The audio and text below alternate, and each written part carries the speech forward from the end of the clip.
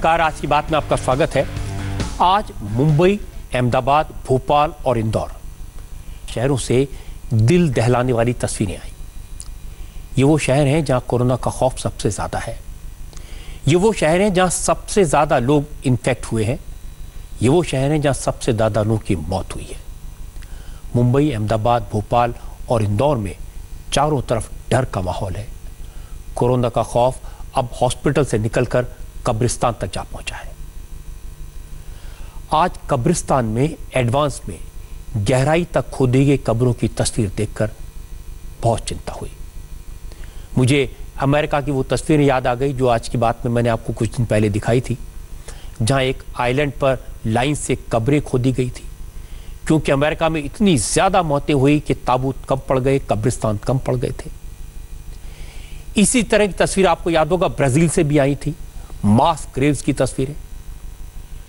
लेकिन मैं कभी कल्पना नहीं कर सकता था, सोच भी नहीं सकता था कि हमारे अपने देश में इस तरह की तस्वीरें देखने को मिलेंगी। मुंबई, अहमदाबाद और इंदौर के कब्रिस्तान में कोरोना के शिकार लोगों के लिए एडवांस में कब्रें खोदी जाएंगी। ऐसा लगता है कि आने वाले बुरे वक्त के लिए तैयारी की जा रही है। हालांकि मुझे पूरा यकीन है कि ऐसा वक्त इन शहरों में नहीं आएगा, लेकिन तैयारी तो की गई है। हमारे देश में करीब 1,07,000 कोरोना के मरीज हैं। एक्टिव केसेस 61,000 हैं, जबकि कोरोना के कारण मौत का आंकड़ा 3,303 है। मैं आपको मुंबई की सबसे पहले तस्वीरें दिखाता हूं।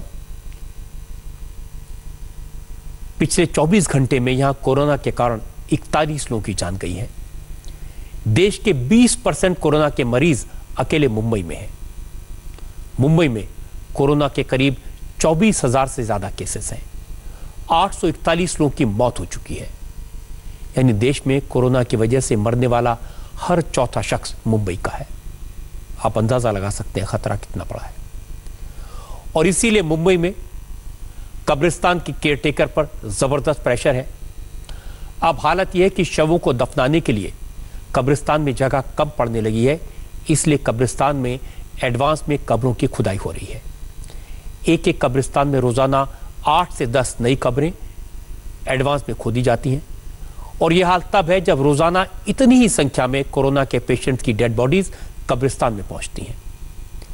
आज हमारे संवाददाता राजीव सिंह मुंबई के मरीन लाइंस में जामा मस्जिद के बड़ा कब्रिस्तान में गए। वहां पर जो देखा वो चौंकाने वाला था, डराने वाला था। कब्रिस्तान में मौत से पहले ही एक साथ कई कब्रें खोदी जा चुकी थी। आमतौर पर कब्र 3 से 4 फीट की खोदी जाती है, लेकिन जिस शख्स की मौत कोरोना की वजह से हुई हो उसे दफनाने के लिए 10 फीट गहरी कब्र खोदी जाती है। और ऐसा इसलिए क्योंकि WHO यानी वर्ल्ड हेल्थ ऑर्गेनाइजेशन ने कोविड पेशेंट्स की मौत के बाद डेड बॉडी को डिस्पोज करने के लिए गाइडलाइंस जारी की हैं। कोरोना से मरीज की मौत के बाद भी वायरस एक्टिव रहता है और किसी को डेड बॉडी से इंफेक्शन ना हो जाए, इसलिए पर्सनल प्रोटेक्टिव इक्विपमेंट पहनकर ही शव को दफनाया जाता है या जलाया जाता है। किसी को भी शव को देखने की इजाजत नहीं दी जाती। उसे प्लास्टिक में रैप करके ही दफना दिया जाता है या जला दिया जाता है।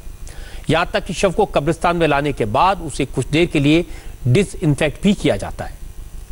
सारे कब्रिस्तानों को यह प्रोसेस बता दिया गया है। हर जगह इसको फॉलो किया जा रहा है। आमतौर पर किसी लाश को सुपुर्द खाक करने से पहले जनाजे की नमाज पढ़ी जाती है। फैमिली के लोग, रिश्तेदार इकट्ठा होते हैं। लेकिन कोरोना ने सब कुछ बदल दिया है। मरने का तरीका, दफनाए जाने का तरीका सब बदल दिया है। कब्रिस्तान में शव को सुपुर्द खाक करने से पहले फैमिली के सिर्फ 2-3 मेंबर्स को ही आखिरी नमाज पढ़ने की इजाजत होती है। इसमें भी कब्रिस्तान के कर्मचारी मौजूद रहते हैं। नमाज पढ़ने के बाद परिवार वालों को लाश से दूर जाने के लिए कह दिया जाता है और फिर कब्रिस्तान में काम करने वाले लोग ही शव को कब्र तक ले जाते हैं, उसे दफनाते हैं, उस पर आखिरी मिट्टी डालते हैं। इस दौरान पहले से रैप की गई बॉडी पर सिर्फ सफेद कफन ही डाला जाता है। बाकी किसी तरह की फूल, किसी तरह की माला, किसी तरह के किस सामान, किसी तरह का इत्र डालने की इजाजत नहीं है। और ये सब कुछ सिर्फ 10 मिनट में पूरा किया जा रहा है।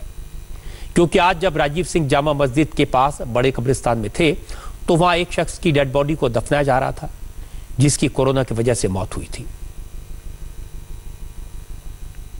मुंबई के मरीन ड्राइव में मौजूद कब्रिस्तान के अंदर की तस्वीर आपको दिखाता हूं। यहाँ पर अभी भी देखिए एक कोविड-19 के पेशेंट की मौत के बाद में यहाँ पर उनकी डेड बॉडीज़ को किस तरह से प्लास्टिक में रैप करके लाया गया है और अब जो लोग डेड बॉडी को उतार रहे हैं, आप देख सकते हैं कि तस्वीरों में उन्होंने पूरी तरह से अपनी सुरक्षा का इंतज़ाम किया हुआ है।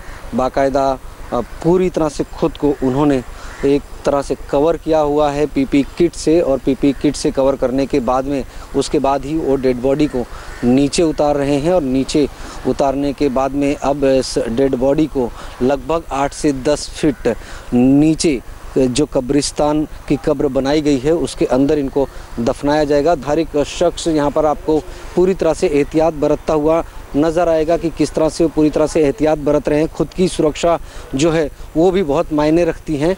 ये कब्र खोदी गई है और लगभग 10 फीट 8 से 10 फीट गहरी कब्र है। अमूमन इतनी गहरी कब्र नहीं होती क्योंकि कोई भी मृतक शख्स को इतनी गहरी कब्र में नहीं दफनाया जाता, और इस तरह की ये एक कब्र नहीं खोदकर रखी गई है। यहाँ पर आप देखिए जितनी भी मिट्टी आपको नज़र आएगी, हर यहाँ जाहिर बात है कि एक के बाद एक ऐसे कई कब्र खोदी गई है। आपको ठीक इसके बगल में भी एक और कब्र दिखाते हैं कि किस तरह से खोद कर रखा गया है, आपको तस्वीरों के ज़रिए दिखाते हैं।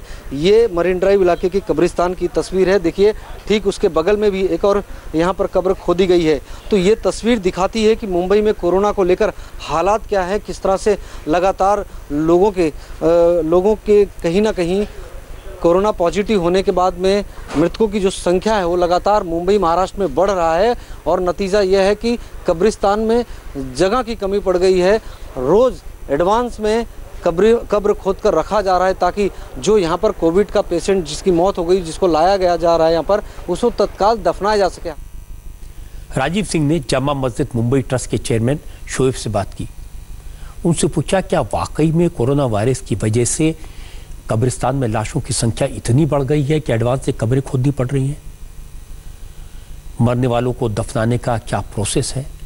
और शोएब ने जो फिगर्स बताई वो डराने वाली थी। शोएब ने कहा कि कोरोना की वजह से अब तक कब्रिस्तान में 180 लाशों को दफनाया जा चुका है और अब तो हालात ऐसे हैं कि रोजाना 7 से 8 नई कब्रें खोदनी पड़ती हैं और घर जाने से पहले इतनी ही नई कब्रें अगले दिन के लिए खोदी जाती हैं। इस वक्त हालात बहुत संगीन हैं। तकरीबन अभी तक के बड़े कब्रिस्तान के अंदर 180-190 बॉडीज़ कोविड की आ गई है। एवरेज बॉडी जो है सिर्फ बड़ा कब्रिस्तान जो है इस वक्त डेली की 7 से 8 बॉडीज़ ले रही है। तो इस हालात को मद्देनज़र रखते हुए कि भाई कोविड की बॉडीज़ को प्रॉब्लम और उनके रिलेटिव को बाहर वेट ना करना पड़े, इसलिए हम सारी की सारी कब्रें खोद के रख रहे हैं क्योंकि लार्ज ऑफ डेथ जो है वो काफ़ी है। कोविड के अलावा नेचुरल डेथ भी डेली के डेली उतनी ही हो रही है, तो उसका भी एक लोड है। तो इसलिए हमारे एक स्ट्रेटजी बनाकर काम कर रहे हैं कि भाई हम एडवांस में कब्रें खोद के रख रहे हैं। फैमिली आती है, अभी तो सिर्फ 5 मेंबर्स अलाउड है। उन लोगों को समझाना रहता है कि भाई सिर्फ 5 मेंबर्स अलाउड है, उसके अलावा आप बॉडी को देख नहीं सकते हो, आप गुस्ल नहीं दे सकते हो। जैसे गवर्नमेंट ने नॉर्म सेट किए उसके हिसाब से हम लोगों को मखफन करना पड़ता है। प्लास्टिक में रैप होके आती है डेड बॉडी, तो उसको ओपन भी नहीं करते, ऐसे ही दफना। बिल्कुल उसी तरीके से दफनाते जो बीएमसी और पुलिस ने नॉर्म सेट किया उसको पूरा फॉलो किया जाता है। मतलब हम ये जानना चाह रहे हैं कि जैसे आमतौर पर जब कोई डेड बॉडी लाई जाती थी आम समय में, तो उसके शमशान में कब्रिस्तान में जाने के बाद में उसको शरीयत जो है इस्लामिक रीति रिवाज के हिसाब से जिस तरीके से गुस्ल दिया जाता था उस तरीके से उस नेचुरल बॉडी को, लेकिन ये जो मैयत आती है कोविड से, ये रैप होकर आती है हॉस्पिटल से, इसको हम रैप को ओपन नहीं कर सकते हैं। उसके ऊपर हम एक सफ़ेद कपड़ा कफन उसको पहना देते हैं, जनाजे की नमाज यहाँ हो जाती है और शरीयत के तौर पे उसकी तदफीन हो जाती है, कब्र में उतारा जाता है। बाकी उसको ना खोला जाता है, ना देखा जाता है, ना हाथ लगाया जाता है। जितना खतरा, जितना खौफ मुंबई में है, उतना ही खतरा, उतना ही खौफ, उतना ही डर अहमदाबाद में है। अहमदाबाद में हमारे संवाददाता निर्णय कपूर ने हालात का जायजा लिया। उन्होंने बताया कि कोरोना से मरने वालों के लिए अलग कब्रिस्तान का इंतजाम किया गया है। अब इन कब्रिस्तानों में भी पहले से कब्रें खोदकर तैयार रखी जा रही हैं। कोरोना के मामले में महाराष्ट्र के बाद गुजरात का दूसरा नंबर है, मुंबई के बाद अहमदाबाद का दूसरा नंबर है। अहमदाबाद कोरोना का बड़ा हॉटस्पॉट है। अहमदाबाद में कोरोना वायरस के अब तक 9,000 से ज्यादा केसेस डिटेक्ट हो चुके हैं और इस वायरस से अब तक 602 लोगों की मौत हो चुकी है। पिछले 24 घंटे में 26 लोगों की जान गई। अहमदाबाद में भी जिन इलाकों में कोरोना से सबसे ज्यादा डेथ रिकॉर्ड हुई हैं उनमें जमालपुर, बहरामपुरा, तानी लिमड़ा, खाड़िया गोमतीपुर, सरसपुर, दरियापुर और शाहपुर जैसे इलाके हैं। ये सारे वो इलाके हैं जो मुस्लिम बहुल हैं, जहां ज्यादातर मुसलमान रहते हैं। इसलिए अब एहतियात के तौर पर यहां भी मुंबई की तरह कब्रिस्तान में पहले से ही कब्रें खोदी जा रही हैं। अहमदाबाद के कब्रिस्तानों में जेसीबी मशीनों को किराए पर लेकर कब्र खोदने की तैयारी की गई है। क्योंकि कोरोना पेशेंट की लाश के लिए कब्र गहरी खोदनी पड़ती है, इसलिए मशीनों का इस्तेमाल किया जा रहा है। कोरोना के कहर की वजह से, कोरोना के संक्रमण की वजह से जिस तरह से अहमदाबाद में मौतें हो रही हैं, कब्रिस्तान में एडवांस प्लानिंग करके रखनी पड़ रही है। क्योंकि जिस तरह से डेड बॉडीज़ आ रही हैं उन्हें लंबे समय तक आप संभाल के नहीं रख सकते हैं, क्योंकि उससे संक्रमण फैलने के चांसेस होते हैं। इसीलिए पहले से ये 10 फीट की खबर जो है ये खोद के रखी जाती है। अहमदाबाद के हर कब्रिस्तान में कमोवेश यही स्थिति है। एडवांस में 5-6 कब्र जो हैं वो खोद के रखी जाती हैं। इस वक्त हम नमरा कब्रिस्तान में जुआपुरा के यहाँ आप देख सकते हैं एक कब्र देखिए जैसे ये दफनाया हुआ है एक व्यक्ति को, और पास में दूसरी एक कब्र पहले से खोद के रखी हुई है। सामने आप देख सकते हैं जेसीबी से एक और कब्र की खुदाई का काम यहाँ पे चल रहा है। ये जो पूरा कब्रिस्तान है, 8-10 दिन पहले यहाँ पे कोविड पेशेंट्स जो हैं उनको दफनाने का काम शुरू किया गया। करीब 8 डेड बॉडीज़ इस तरह से यहाँ पे दफनाई हुई हैं और अब 4 से 5 जो इस तरह से कब्र हैं उनको पहले से खोद करके तैयार करने का काम यहाँ पे किया जा रहा है। मैं आपको बता दूं कि कोविड के लिए अलग से कब्रिस्तान जो हैं उसमें जगहें अलॉट की जाती हैं या फिर अलग कब्रिस्तान अलॉट किए जा रहे हैं। जैसे कि ये नमरा कब्रिस्तान है जुआपुरा का, यहाँ पे ख़ास प्रकार से पूरा प्रोटोकॉल अडॉप्ट किया जाता है। 10 फीट की इस तरह की कब्र जो है वो खोदी जाती है और उसमें पहले बाकायदा डिसइंफेक्टेंट डाले जाते हैं, उसको पूरी तरह सैनिटाइज़ कर दिया जाता है और उसके बाद डेड बॉडी को दफनाया जाता है और पूरा करीब 10 फीट तक उसे पूरा भर दिया जाता है और बाद में पूरा जो ये इलाका है इसको सैनिटाइज़ कर दिया जाता है। जो रिलेटिव्स होते हैं उन्हें भी बहुत ही लिमिटेड संख्या में यहाँ आने की परमिशन दी जाती है। टाइम ज़्यादा लेता है और हम लोग ये सोचते हैं कि भाई ये मैयत को ज़्यादा से ज़्यादा जल्दी से जल्दी दफनाया जाए, उस पर ज़्यादा टाइम ना दिया जाए, इसके लिए हम ये प्लानिंग एडवांस में प्लानिंग कर लेते हैं हम लोग। तो कितनी मैयत आ रही हैं, क्या हो? ये अभी 7 मैयत आ चुकी है, कल 2 मैयत थी, पर 2 मैयत को हमने मूसा साहब में ट्रांसफ़र करी रात में। तो क्या बहुत ज़्यादा मौतें हो रही हैं? बहुत अभी 10 दिन के अंदर समझो 7 मैयत तो यहाँ हुई है हमारे कोरोना की, और नॉर्मल मैयत है ऑलरेडी 6 से 7 मैयत आती है। वो कहाँ पे जा रही है? वो संगली नगर कब्रिस्तान में। प्लानिंग इसके लिए करा के कभी समझो 3-4 आ गई तो उसके लिए प्लानिंग एक्स्ट्रा एडवांस में करते हैं। क्यों? कि जिसकी वजह से क्या कोरोना की मैयत ज़्यादा से ज़्यादा पड़ी ना रहे और इसका वायरस फैले नहीं, इसके लिए हम प्लानिंग करते हैं हम लोग। जितना खतरा मुंबई में है, जितना खतरा अहमदाबाद में है, उतना ही खतरा, उतना ही खौफ इंदौर और भोपाल में है। ये दोनों कोरोना के बड़े एपिसेंटर हैं। मध्य प्रदेश में कोरोना के मरीजों की संख्या 5000 को पार कर गई है। 2000 से ज्यादा केसेस सिर्फ इंदौर में हैं और 1088 कोरोना के केसेस सिर्फ भोपाल में हैं। अब तक भोपाल में 40 लोगों की मौत हो चुकी है। हमारे संवाददाता अनुराग अमिताभ ने भोपाल का जायजा लिया, बताया कि भोपाल के 25% मरीज जहांगीराबाद इलाके में हैं। यहां 270 से ज्यादा कोरोना के केसेस डिटेक्ट हुए हैं, इसलिए इस इलाके के कब्रिस्तान पर ज्यादा प्रेशर है। कब्रिस्तान को मैनेज करने वालों ने बताया कि इस तरह के हालात 43 साल के बाद दिखाई दिए। भोपाल गैस कांड के वक्त इस तरह का मंजर था जब लाशों के आने से पहले कब्रों को खोदकर तैयार रखा जाता था। इस वक्त दिक्कत यह है कि लॉकडाउन के कारण कब्रें खोदने के लिए मजदूर भी नहीं मिलते और कब्र गहरी खोदनी है। इसी कब्रिस्तान को मैनेज करने वालों ने खुद ही कई दिनों में पहले से दर्जनों कब्रें खोदकर तैयार कर ली हैं और अब उनकी मेहनत काम आ रही है। रोज कोरोना के कई मरीजों की लाशें कब्रिस्तान में दफनाई जा रही हैं। मौतें हुई नहीं और अगर कब्र पहले खुदना शुरू हो जाए तो ये दृश्य दहलाने वाला हो सकता है, लेकिन लॉकडाउन के चलते तमाम ऐसी तस्वीरें सामने निकल कर आ रही हैं। ऐसी ही एक तस्वीर आपको देखने को मिल रही है। ये राजधानी भोपाल का हॉटस्पॉट और धारावी कहे जाने वाला जहांगीराबाद इलाका है, जहां पर मौतों से पहले ही इस तरीके से आपको कब्र खोदने के जो दृश्य हैं वो दिखाई दे रहे हैं। एडवांस में ही ये तमाम कब्रें खोदी जा रही हैं और एक दो नहीं, ये तकरीबन ऐसी 10 कब्र हैं, आप साफ तौर पर देख सकते हैं। इस तरीके से यहाँ पर कब्र खोदने का सिलसिला लगातार जारी है। चूंकि लॉकडाउन रहा, लॉकडाउन के चलते जो मजदूर नहीं मिल रहे थे कब्र खोदने वाले, जिसके चलते जो भी जिनकी भी मौतें हो रही थी सुपुर्दे खाक नहीं हो पा रहा था, जिसके बाद अब इन्होंने जो यहाँ के मस्जिद जो जद्दा ये कब्रिस्तान है कमेटी के जो सदर हैं, उन्होंने ये तय किया कि जिस तरीके से लगातार मौतें हो रही हैं कोरोना के चलते, जहांगीराबाद इलाके में अब तक 9 मौतें हुई हैं, जिसमें से 6 तकरीबन मुस्लिम समुदाय से हैं। और जो मौतें होने के पश्चात यहाँ पर घंटों इंतज़ार करना पड़ रहा था। इसके बाद इस तरीके का ये दृश्य बड़ा मार्मिक हो जाता है कि मालूम नहीं है कि अभी किसकी मौत हुई है, लेकिन पहले से इस तरीके से लगातार जो खुदाई चल रही है, आज जो अभी तक देख रहे हैं 10 से ज़्यादा कब्रें यहाँ खोदे जा चुकी हैं कि जो कोविड के चलते जिनकी मौत हो उनको भी यहाँ पर सुपुर्दे खाक किया जा सके। हमारे पास पहली एक बॉडी आई थी 6 अप्रैल को जी। उसके बाद तादाद बढ़ती गई। एक दिन में हमारे पास आई 5 तारीख को 6 बॉडी, तो उसके बाद हमें बहुत कठिनाई का सामना करना पड़ा। यूँ काम करने वाले मिल नहीं रहे। वो इसके अंदर हमारे जो कर्मचारी हैं परमानेंट जो काम करते हैं कब्र का, वो 6 लोग हैं। और इन लोगों के रोज़े भी रहते हैं। रोज़ों के बाद इतनी मेहनत करते हैं। उसके बाद जब 6 डेड बॉडी आई तो हम थोड़ा टेंशन में आ गए, इसका क्या होगा। हमने इसलिए 8-10 कब्रें एडवांस में खोद के रख ली है। खुदा ना खास्ता डेड बॉडियाँ बढ़ती हैं तो यूँ कोरोना की बॉडी, यानी कि हम जल्दी से जल्दी दफन कर दें तो वो अच्छी बात। शरीयत की तौर से उनको नमाज पढ़ाते हैं, नमाज पढ़ा के 1 घंटे के अंदर उसको दफन कर देते हैं।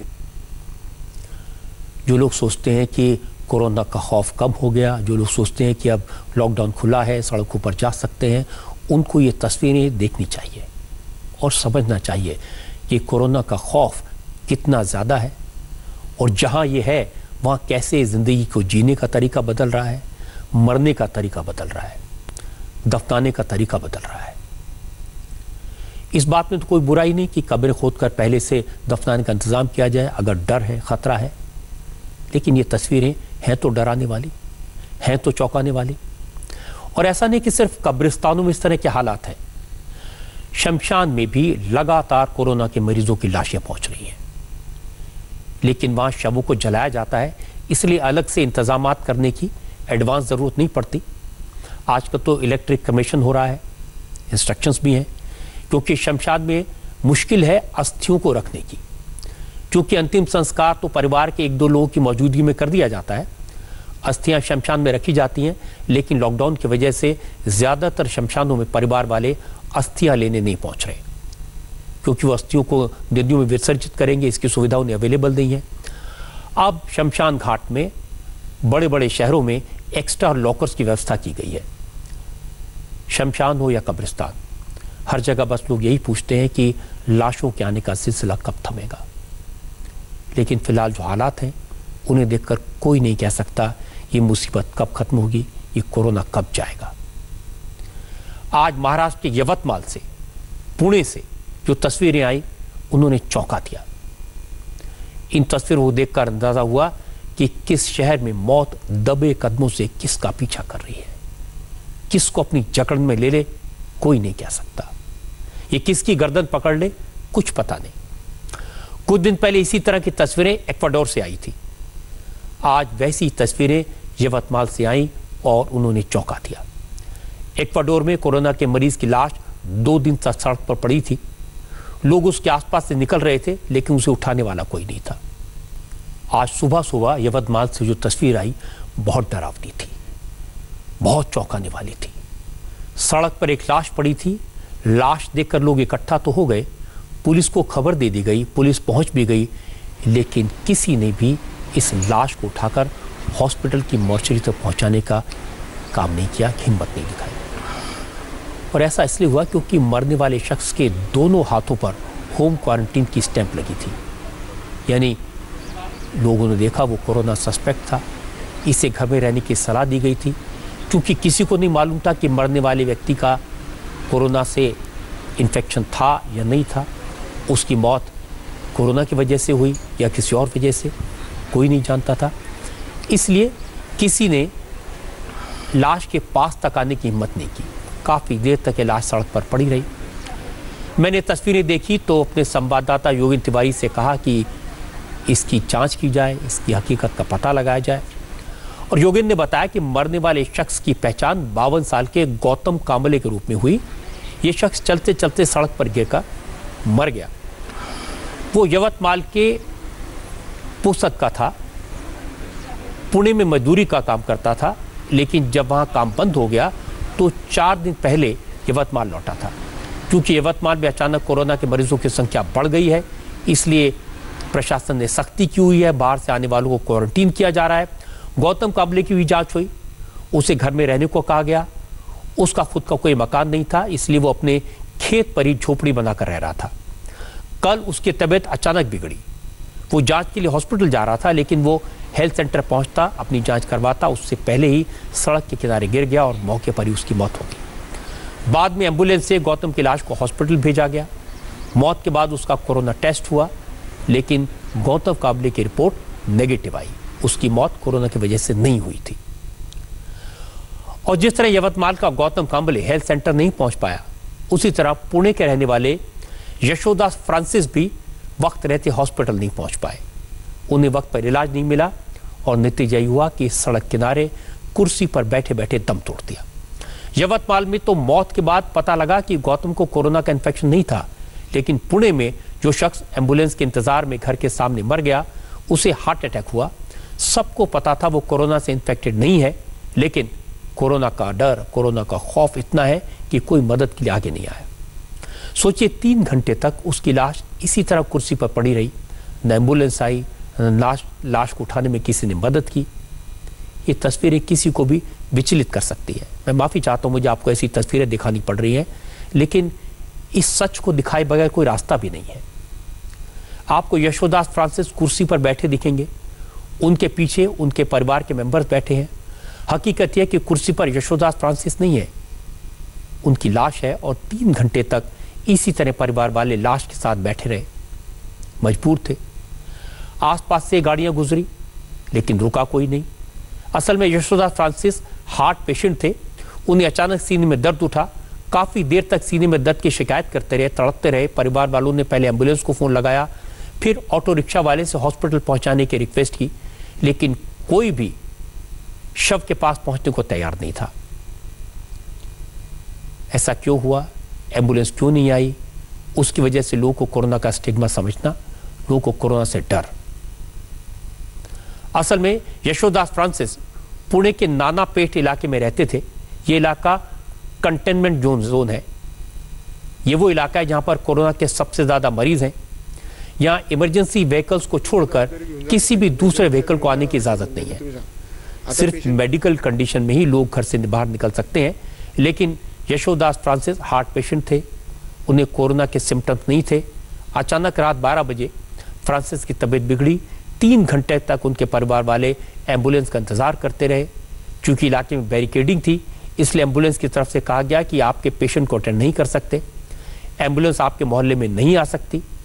इसके बाद परिवार वालों ने एक ऑटो वाले को फ़ोन किया, लेकिन उसने भी कोरोना के डर से इलाके में आने से मना कर दिया। और रात 3 बजे किसी तरह एक टेम्पो वाला हॉस्पिटल जाने के लिए तैयार हुआ। फैमिली मेंबर्स उन्हें सूजन हॉस्पिटल लेकर गए, लेकिन डॉक्टर्स ने कहा कि अस्पताल लाने में काफ़ी देर हो गई, उनकी मौत तो काफ़ी पहले हो चुकी थी। यशोदास फ्रांसिस को हॉस्पिटल पहुंचाने वालों में सुधीर ढबले नाम के व्यक्ति भी थे, और सुधीर ने ही ये वीडियो बनाया। ये आदमी की डेथ हो गई है अभी जस्ट। ये करीबन 2 घंटे से 3 घंटे से इनको एम्बुलेंस के लिए फ़ोन करा जा रहा था, और पुलिस वाले भी कुछ हेल्प नहीं कर पाए। पुलिस लोग आए थे, लेकिन उनकी भी कोई एम्बुलेंस नहीं आ पाया उस वजह से।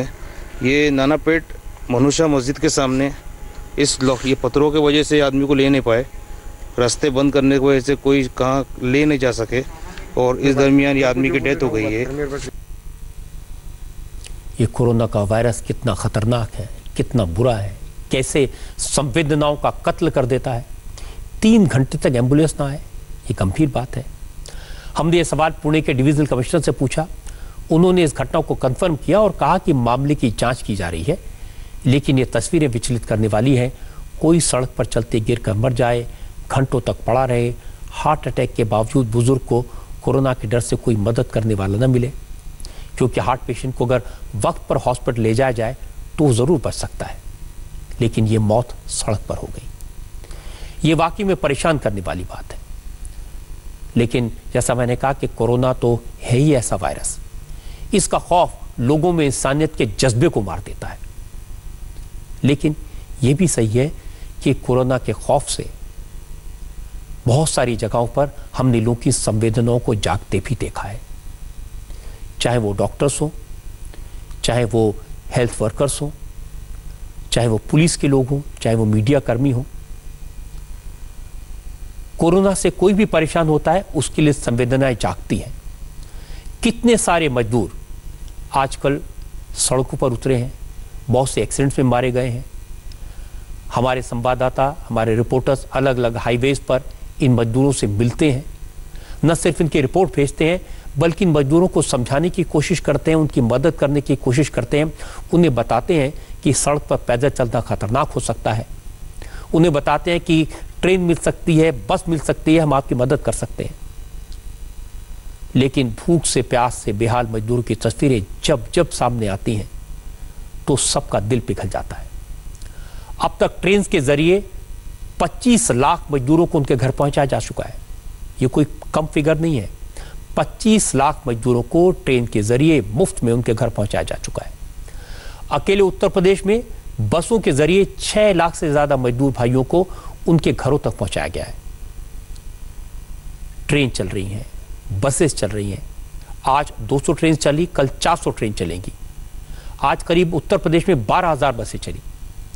लेकिन इस सब के बाद भी एक कड़वा सच ये है कि आज भी मजदूर पैदल चल रहे हैं। नंबर कम हुआ है, लेकिन हमारे संवाददाताओं को, हमारे रिपोर्टर्स को आज भी हाईवेज पर पैदल चलते लोग मिले। पवन नारा, ये बहुत उद्यमी रिपोर्टर हैं, बहुत मेहनत करते हैं। इनको जब सड़क पर लोग दिखे तो उन्होंने लोगों से बात की, उनका दर्द समझने की कोशिश की। पूछा, भाई क्यों जा रहे हो, कहाँ जा रहे हो, ट्रेन चल रही है, फिर पैदल क्यों निकल पड़े? सबका जवाब एक ही था, पैसे खत्म हो गए, घर जाना है, ट्रेन का टिकट नहीं मिलता, कहाँ से ट्रेन जा रही है पता नहीं है, कब तक इंतजार करेंगे, इसलिए पैदल ही निकल पड़े।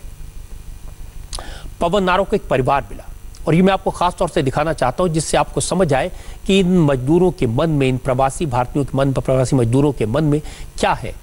वाइफ है, पति पत्नी, 2 बच्चे हैं, एक बच्चा 3-4 साल का, दूसरा बच्चा 1.5 साल का। पति के सिर पर घर का सामान, पत्नी की गोद में बच्चा और दूसरा बच्चा सड़क पर। सफर करना है दिल्ली से इलाहाबाद का। दिल्ली से इलाहाबाद 900 किलोमीटर है और दिल्ली में इस समय टेम्परेचर 38-39 डिग्री है। जरा सोचिए कैसे सफर तय होगा, लेकिन निकल पड़े। पवन ने जब बात की तो समझ आया और जवाब सुनकर दिल भर आया। वाकई में मजबूरी कुछ भी करा देती है। पवन ने इस परिवार को समझाया, उन्हें कुछ दिन और रुकने की रिक्वेस्ट की, पैसे देकर मदद करने की कोशिश की, लेकिन परिवार ने कहा अब नहीं रुकेंगे, घर जाना है। इलाहाबाद से ये परिवार है, दिल्ली रहता था, अब इलाहाबाद जाना चाहता है, सड़क पर है। कहाँ रहते हैं आप दिल्ली में? हम गाजीपुर में रह रहे हैं। हाँ, गाजीपुर में रह रहे हैं जी। तो आपके पास तो बेटा कितना, 1 से 1.5 साल का होगा ये? क्या करें भैया, पैसा नहीं है तो क्या करेंगे, लड़का लेकर चलेंगे ही। पैसा खत्म हो गया जितना था। क्या करते थे आप? हम ठेली चलाते हैं, रोज का कमाना रोज का खाना है। अब ठेली बंद है, काम दाम बंद है तो क्या करें, लड़के बच्चे भूखन मर रहे हैं। तो फैसला आपने पैदल जाने का किया। अब क्या, रेलवे के लिए रजिस्टर कराया कहीं? हम सर्दी कर रहे हैं, न हो रहा है न कुछ हो रहा है। अब लड़के बच्चे रोज आना खाना मांगते, ये मांगते वो मांगते, कहाँ से लाके थे? जब तक पैसा था खूब खिलाया, पैसे खत्म हो गए तो चल दिए गाँव। तो खाना भी नहीं मिल रहा है। अब क्या करें, खाना कहाँ से लाए? कभी मांग खिलाते हैं, कभी नहीं आता है, कभी लाइन में लगाओ 2-3 घंटे। तो खाना मिलता है। लड़की तबीयत नहीं सही रहती तो लाइन लगाना पड़ता है ना इसके। अच्छा, जो दिल्ली के सरकारी स्कूल में मिलता है वहाँ लाइन बहुत लंबी लगती है। लंबी लाइन लगती है, बच्चे को संभालने के लिए कोई है नहीं। तो भाई इस बच्चे की उम्र कितनी है? ये 1.5 साल की है। 1.5 साल की है? क्या इलाज चल रहा है, पैसे नहीं, इलाज नहीं हो रहा है। तो इस बच्ची को लेके इलाहाबाद कैसे पहुँचेंगे आप? देखो जैसे चलेंगे। कौन करेगा इलाज? रहते कहाँ है? कोई किराए का मकान है? किराया का मकान है। किराया वाला किराया मांगेगा तो उसको पैसा देना है ना। फिलहाल तो जिंदा रहना जरूरी है। आप इसको लेके इलाहाबाद कैसे जाएंगे? आप घर जाइए, हम आपके खाने का इंतजाम करते हैं, हम आपको कुछ पैसे दे देंगे। अभी आप घर जाइए। इस छोटे बच्चे को लेके आप कहाँ 1000 किलोमीटर से ऊपर जा पाएंगे? 2 महीने तो बैठे हैं, 2 महीने तो क्या कर रहे हैं? नहीं हो रहा ना। नई दिल्ली से ट्रेन चल रही है, लेकिन बोल रहे हैं कि इलाहाबाद के लिए कोई गाड़ी नहीं है। ऑनलाइन हमने गए थे वो बोलने, तो बोले कि इलाहाबाद के लिए कोई गाड़ी नहीं है आपके पास। तो हमने कहा पैदल ही फिर आज निकले, नहीं तो अभी तक बैठे ही थे घर पे। अच्छा, तो आप घर पे चले जाइए, हम आपकी कुछ मदद कर देते हैं। भैया कै दिन करेंगे, कै दिन बैठे खाएंगे? हम तो आपको कहेंगे कि हम आपकी कुछ मदद कर देते हैं। जहाँ रहते आप चले जाइए। इन छोटे बच्चों के साथ जलना आपका ठीक नहीं है।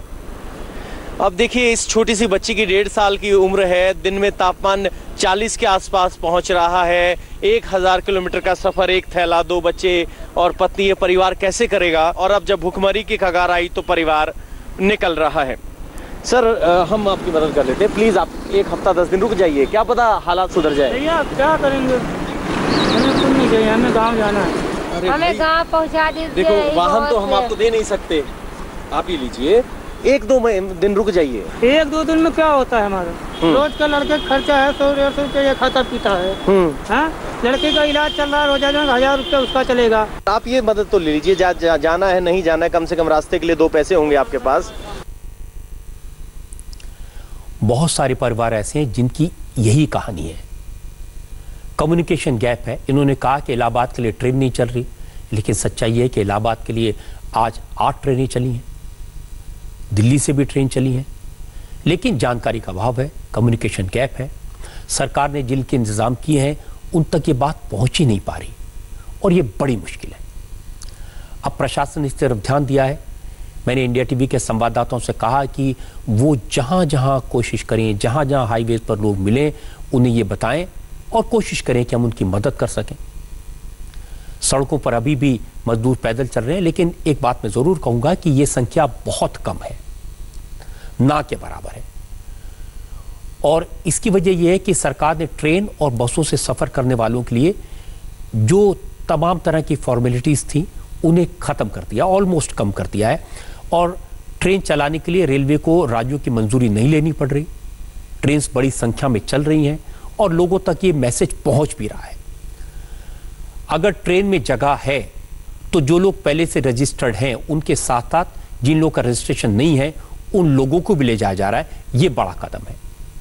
जो लोग बिना किसी जानकारी के रेलवे स्टेशन पहुंच रहे हैं उन्हें पहले भगा दिया जाता था, लेकिन अब उन्हें पूरी इंफॉर्मेशन दी जाती है, बताया जाता है, उनसे पूछा जाता है कहाँ जाना है, वहाँ की ट्रेन कब जाएगी, उन्हें कब आना होगा, मेडिकल स्क्रीनिंग कहाँ होगी, कैसे होगी, और स्टेशन पर कैसे पहुंचेंगे, कैसे बस का इंतजाम किया जाएगा, ये सारी बात की जानकारी दी जाती है।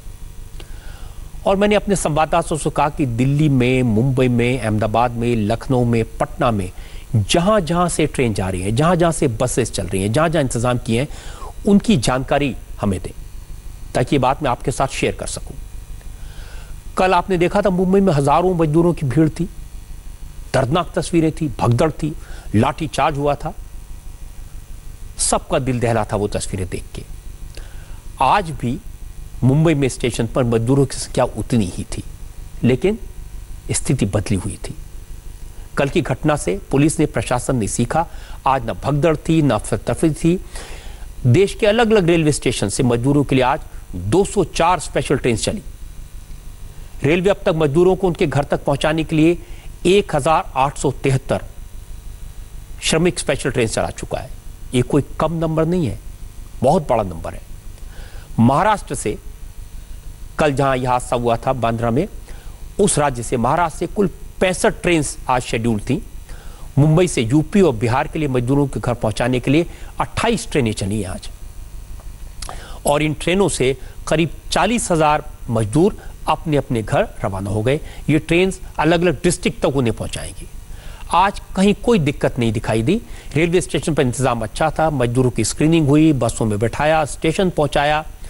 और कल मैंने आपको बांद्रा टर्मिनल की तस्वीरें दिखाई थी, हजारों मजदूर अफवाह के कारण स्टेशन के बाहर पहुंच गए थे, अफरा तफरी थी, पुलिस को फोर्स का इस्तेमाल करना पड़ा था, लेकिन आज उसी जगह इंतजाम अच्छे थे। हमारी संवाददाता नम्रता दुबे ने बताया कि आज रेलवे ने काफी अच्छे इंतजाम किए हुए थे। महाराष्ट्र सरकार भी मजदूरों को सही समय पर सही जानकारी पहुंचा रही है, इसलिए हालत बदल गई है। मेरे पीछे बांद्रा टर्मिनस आपको नजर आएगा, हम यहाँ पर मौजूद हैं और लोग बकायदा बसों में भरकर यहाँ पर तकरीबन 800 से 1000 लोग यहाँ पर आए हैं और बकायदा अपने सामान जितनी भी जमा पूंजी है, अब तक जितना भी उन्होंने कमाया है वो लेकर यहाँ मौजूद है और अपने घरों के पास जाना चाहते हैं। लेकिन सबसे अच्छी बात यह है कि ना यहाँ पर अफरा तफरी है, ना लोग बेचैन है, भागा दौड़ी। यहाँ पर बकायदा उन्हें शांति से बैठाया गया है। वो भले ही धूप में बैठे हैं लेकिन ट्रेन का इंतजार हो रहा है, क्योंकि अब घर जाने की घड़ी है वो नजदीक आ गई है। आपको बता दें कि यहाँ पर तकरीबन बैक टू बैक ट्रेनें चलाई जा रही है, प्रयागराज के लिए, लखनऊ के लिए। कहाँ जा रहे हैं आप? भागलपुर बिहार। क्या कुछ खाने पीने के लिए दिया गया? हाँ, खाना मिली। क्या मिला आपको? वेज पुलाव। अच्छा। वेज पुलाव, केला, पानी। तो कुछ खाने पीने की चीजें दी गई आप लोगों को? हाँ, दिए है वहाँ। अच्छा, क्या कुछ दिया गया है? जी, पानी दिया है, उसके बाद केला दिया है, खाने का दिया है। हम लोग खुश है जाने को, ट्रेन से जा रहे हैं हम लोग। जी, आप लोग खुश हैं? आप ट्रेन मिले, सुरक्षित महसूस? हाँ, सुरक्षित। महाराष्ट्र का सरकार का बहुत शुक्रिया, थैंक यू। पुलिस वाले हमारे बहुत हेल्प किए हैं सुबह से और अच्छी तरह से इज्जत से हम लोग को भेज भी रहे हैं। मैं रेलवे के कर्मचारियों की और मुंबई की पुलिस की तारीफ करना चाहूँगा। उन्होंने लोगों के लिए अच्छा इंतजाम किया, उन्हें खाना भी दिया, पानी भी दिया, फ्रूट भी दिया। मुंबई के पास वसई रेलवे स्टेशन से करीब 5000 मजदूर आज अपने अपने घरों के लिए रवाना हुए। वसई ग्राउंड में बाकायदा टेंट लगाया गया था, मजदूरों को बैठाया गया, पीने का पानी था, खाना था, मजदूरों की स्क्रीनिंग बड़े आराम से की गई और फिर उन्हें बसों में बैठाकर वसई रेलवे स्टेशन पहुंचाया गया। हमारे संवाददाता दिनेश मौर्य ने इन मजदूरों से बात की, जो मजदूर कल तक नाराज थे, सरकार को कोस रहे थे, प्रशासन को दोषी ठहरा रहे थे, वही मजदूर आज इंतजामात से खुश दिखाई दिए। इस वक्त हम हैं वसई के सन सिटी इलाके में और यहाँ पर करीब 5000 प्रवासी मजदूर इकट्ठा हुए हैं। इन सभी मजदूरों को आज ट्रेनों के जरिए उनके गांव भेजने की व्यवस्था की गई है। जौनपुर और बनारस के लिए ट्रेनें आज वसई स्टेशन से निकलने वाली और उन्हीं के लिए ये तमाम लोग यहाँ पर इकट्ठा हुए। सबसे पहले तो मैं आपको पूरा ये पंडाल बताना चाहूँगा। इस पूरे बड़े से ग्राउंड में एक भव्य पंडाल बनाया गया ताकि जो प्रवासी मजदूर यहाँ पर आए हैं उन्हें धूप की परेशानी ना उठानी पड़े। साथ ही में जिन जिन लोगों का रजिस्ट्रेशन हुआ है उन्हें जो है यहाँ पर टिकट जो है यहाँ पर इशू किया जाता है। देखिए यहाँ पर इनको रेलवे टिकट जो है वो दिया जा रहा है, जिनके नाम लिस्ट में है, जिनका रजिस्ट्रेशन है उन्हें टिकट दिया जा रहा है। और उसके बाद यहाँ पर मेडिकल जो टीम है वो यहाँ पर सबको जो है स्कैनिंग करती है, उनका टेम्परेचर चेक करती है, फिर बच्चे हो महिला हो। उसके बाद इन मजदूरों को जो है, इन प्रवासी लोगों को जो है यहाँ पर बसों की व्यवस्था की गई है। इन बसों में भरकर स्टेशन तक ले जाया जाता है। अब मैं आपको इस पंडाल के अंदर दूसरे हिस्से में ले जाना चाहता हूँ। देखिए किस तरह से सामाजिक दूरी का पूरी तरह से यहाँ पर पालन किया गया है। मजदूरों के बीच डिस्टेंस जो है उसका भी खासा ख्याल रखा गया है ताकि कोरोना का संक्रमण न फैले मजदूरों के बीच में। जो इतनी बड़ी संख्या में आए हैं तो ऐसे में यहाँ पे देखिए इस गैप को समझने की कोशिश करिए। एक मजदूर का एक जत्था यहाँ बैठा हुआ है, उससे करीब 20 फीट की दूरी जो है यहाँ पर दूसरा 20 फीट के अंतर पर दूसरा रो जो है वो बनाया गया है। और सामने वहाँ पर आप एक लाइन देख सकते हैं बसों में जाने वाले मजदूरों की, प्रवासियों की। बड़ी ही शांत से संयम होकर अपनी बारी का इंतजार कर रहे हैं, कहीं पर कोई भी पैनिक नहीं है। कब से यहाँ पर? हम सुबह से आए हैं। कहाँ जाना आपको? बनारस। अच्छा, किस तरह की समस्याओं का सामना करना पड़ा इतने दिनों से और अब जब आप गाँव जा रहे हैं तब आपका क्या कहना है? बहुत अच्छा लग रहा है, अच्छा कि सब व्यवस्था तो यहाँ पे बहुत अच्छी है। वैसे पानी वगैरह भी दे रहे हैं और जिनका मैसेज है उनको जाने के लिए भी दे रहे हैं, जिनका नहीं भी है उनको भी बिठा के रखा हुआ है कि अगर सीट खाली रहेगी तो उनको भी चांस मिलेगा। रेलवे का तो सिस्टम बहुत अच्छा है। थोड़ा सा गवर्नमेंट को चाहिए कि अगर रेल कम पड़ा है तो थोड़ा सा बढ़ाएं। जो लोग पैदल जा रहे हैं उनके लिए आप क्या कहना चाहते हैं? उनसे कहेंगे थोड़ा सा वेट करो, प्रॉब्लम तो सबको है लेकिन थोड़ा सा वेट करने से आप अच्छे से अपने घर पहुँच सकते हो। बस में या ट्रक में जाने से पर डे कुछ न कुछ एक्सीडेंट होते रह रहे हैं। सुविधा सही है। हम बनारस जाना चाहते हैं अपने गांव, जैसे मैसेज भी आ रहा है, इससे 200 ट्रेन चलेगा 1 जून से। कुछ हम लोग मैसेज पढ़ रहे हैं, थोड़ा इंतजार करेंगे तो सेफ्टी जाएंगे अपने गाँव। कोई बनारस जा रहा है, कोई आजमगढ़ जा रहा है, चेहरे पर खुशी है, इंतज़ाम की तारीफ कर रहे हैं। और इसी तरह से हालात बदले हुए दिखाई दिए अहमदाबाद और सूरत में। सूरत आप जानते हैं कि कई दिन से मजदूर सड़कों पर आ जाते थे, प्रशासन के खिलाफ प्रदर्शन कर रहे थे, पुलिस से टकरा रहे थे। कई जगह सूरत में मजदूरों ने प्राइवेट व्हीकल्स पर पत्थर फेंके थे। लेकिन आज जहां हालात बदले हुए थे, यही मजदूर जो कल नाराज थे आज रेलवे की तारीफ कर रहे थे, सरकार के इंतजाम से खुश थे।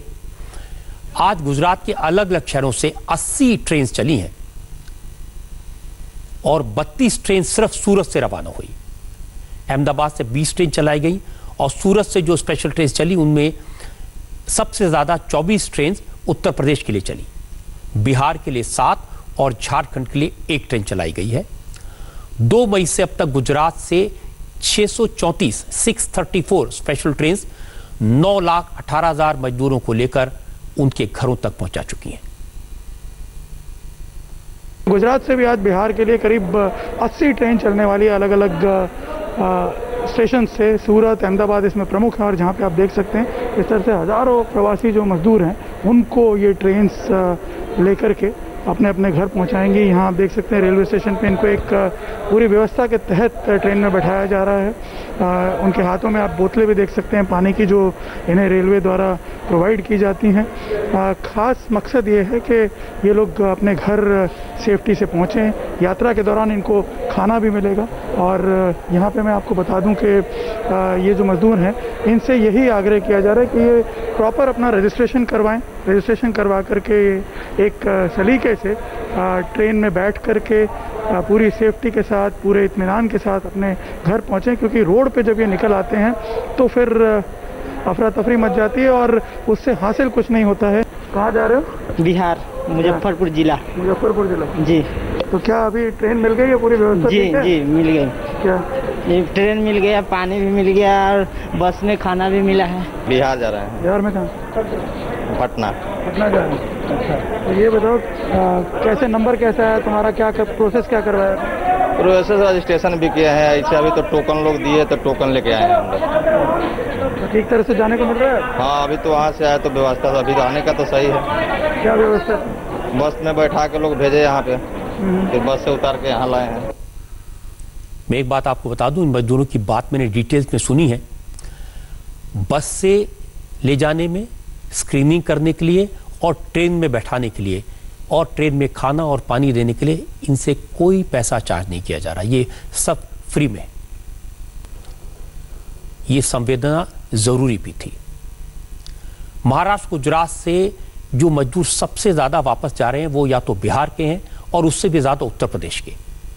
हमने देखा कि कैसे मजदूरों को भेजने के इंतजाम किए गए हैं, लेकिन अब मन में सवाल ये है कि जब ये मजदूर अपने राज्य में पहुंचते हैं तो क्या वहां इनके लिए ठीक से इंतजाम है या इनको ऐसे ही छोड़ दिया जाता है? सबसे ज्यादा मजदूर उत्तर प्रदेश में लौटे हैं, तो उत्तर प्रदेश की तस्वीर हम देखते हैं। आज 92 स्पेशल ट्रेन प्रवासी मजदूरों को लेकर यूपी के अलग अलग जिलों में पहुंची। पहले 48 घंटे में 206 ट्रेन अगले 48 घंटे में आने वाली हैं। अगले 48 घंटे में 206 ट्रेन और आएंगी।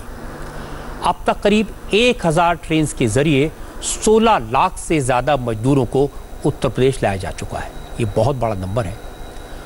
उत्तर प्रदेश में हर रोज 1 से 1.5 लाख प्रवासी मजदूर दूसरे राज्यों से वापस पहुंच रहे हैं। गुजरात से 322 ट्रेन अब तक यूपी पहुंची हैं।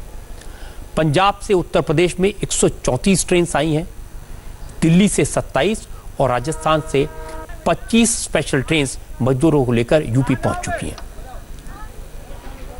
चीफ मिनिस्टर योगी आदित्यनाथ की तारीफ करनी होगी। उन्होंने रेलवे स्टेशन से मजदूरों को उनके घर तक पहुंचाने के लिए बसों का इंतजाम किया है। करीब 12,000 रोडवेज बसें लगाई हैं। अब इन बसों से अब तक 6 लाख मजदूरों को उनके गांवों तक पहुंचाया जा चुका है। अच्छा रहा सब। रामपुर जा रहे। रामपुर आज खाना यहाँ पे मिला, यहाँ पे खाने के लिए रेडी है। इस तरह से देखिए, ये यात्री आते हैं, इनकी लाइन यहाँ पे सोशल डिस्टेंसिंग के साथ बनाई जाती है, फिर उनको खाना दिया जाता है। इधर उनकी स्क्रीनिंग के लिए काउंटर बना है और स्टेशन के बाहर आप देखेंगे तो बड़ी तादाद में आपको बसें दिखाई देंगी जो यूपी के अलग अलग ज़िलों में जा रही हैं। ये पूरी लिस्ट यहाँ बनाई जाती है और सरकार का कहना है कि अब तक 12,000 बसों से 6 लाख श्रमिक जो दूसरे राज्यों से आए थे उनको उनके ज़िले तक पहुँचाया जा चुका है। और उत्तर प्रदेश की सरकार ने सिर्फ स्पेशल ट्रेन से पहुंचने वाले मजदूरों को स्टेशन से उनके जिलों तक भेजने का इंतजाम नहीं किया।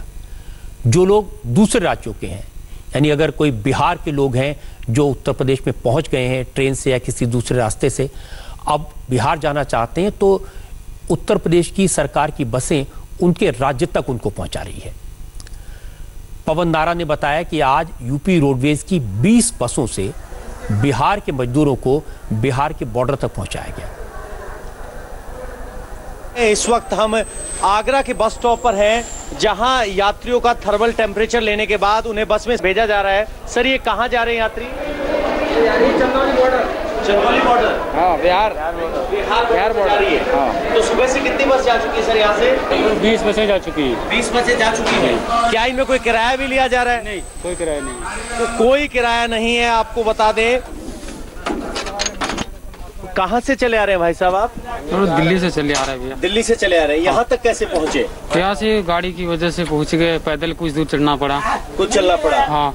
आप कहाँ से आ रहे हैं? मैं भी दिल्ली से आ रहा हूँ। दिल्ली से आ रहे हैं। तो अब आप राहत महसूस कर रहे हैं कि आपको बस मिल गई है? जी सर, जी सर। तो क्या इन बस में चढ़ाने के लिए आपसे कोई किराया लिया गया? 1 रुपए किराया नहीं लिया गया। बहुत बहुत आदित्यनाथ जोगी जी का धन्यवाद। बहुत अच्छा मंत्री हैं। इनके जैसा पूरा इंडिया मंत्री हो जाए तो इंडिया आगे हो जाए। मुझे इंतजार उस दिन का है जब एक भी मजदूर हमारे किसी रिपोर्टर को हाईवे पर चलता नहीं मिलेगा, क्योंकि इन मजदूरों की जब भी बात सुनता हूं तो एक ही आवाज बार बार सुनाई पड़ती है, घर जाना है, बस घर जाना है। और ये इसलिए है क्योंकि इन्हें पता नहीं कि ये लॉकडाउन कब तक खत्म होगा, कोरोना कब जाएगा, काम कब शुरू होगा, कुछ पता नहीं। एकदम अनिश्चितता का माहौल है। और ये सवाल ऐसे हैं जिनका जवाब किसी के पास नहीं है। कौन बता सकता है कोरोना कब खत्म होगा? कौन बता सकता है कि लॉकडाउन कब पूरी तरह हट जाएगा? और मजदूर ठीक सोचते हैं कि एक बार घर पहुंच जाएं फिर आगे की सोचेंगे। मुसीबत में कोई भी अपने परिवार के साथ रहना चाहता है, तब आगे की सोचना चाहता है। और मैं कहूंगा कि ज्यादातर राज्य सरकारों ने मजदूरों के लिए रहने का, खाने का इंतजाम किया और लोगों ने भी मजदूरों को, गरीब लोगों को मदद करने में कसर नहीं छोड़ी। जब लगा कि मजदूर वापस जाना चाहते हैं तो फिर बसों का इंतजाम किया, फिर ट्रेन चली। पर किसी को यह पता नहीं था कि कितने मजदूर हैं और जितने हैं उनमें से कितने वापस जाना चाहते हैं। इसलिए जितने इंतजाम किए गए सब कम पड़ गए। आज 204 ट्रेनें चली हैं मजदूरों को लेकर। कल से 400 ट्रेन रोज चलेंगी। राज्य सरकारों ने हजारों बसें सड़कों पर उतारी हैं, चाहे वो राजस्थान की सरकार हो, चाहे महाराष्ट्र की सरकार हो, चाहे वो दिल्ली की सरकार हो, चाहे उत्तर प्रदेश की सरकार हो। जब भी किसी ने मजदूरों का दुख देखा, जब टीवी पर न्यूज में यह दिखाया गया कि मजदूर पैदल चल रहे हैं, तकलीफ में हैं, तो सबको लगा कि कुछ ना कुछ करना चाहिए। और मुझे लगता है कि सबकी कोशिशों से आज ये संकट काफी कम हुआ है, खत्म नहीं हुआ। लेकिन एक चिंता की बात यह है कि जब ये मजदूर अपने अपने जिलों में पहुंचेंगे, अपने घर पहुंचेंगे, तो कहीं इनमें से कुछ कोरोना के कैरियर तो नहीं बन जाएंगे। मुंबई, सूरत, अहमदाबाद, दिल्ली, ये वो शहर है जहां से सबसे ज्यादा संख्या में मजदूर निकले हैं अपने अपने घरों के लिए। यही वो शहर है जहां वायरस सबसे ज्यादा फैला। अब अनजाने में ये मजदूर अपने साथ कोरोना न ले जाएं, इसलिए हर जिले में सावधानी बरतने की जरूरत है। ये ना हो कि एक प्रॉब्लम का रास्ता निकालते निकालते हम दूसरी परेशानी में फंस जाएं। इस वक्त उड़ीसा और पश्चिम बंगाल सुपर साइक्लोन का सामना कर रहे हैं।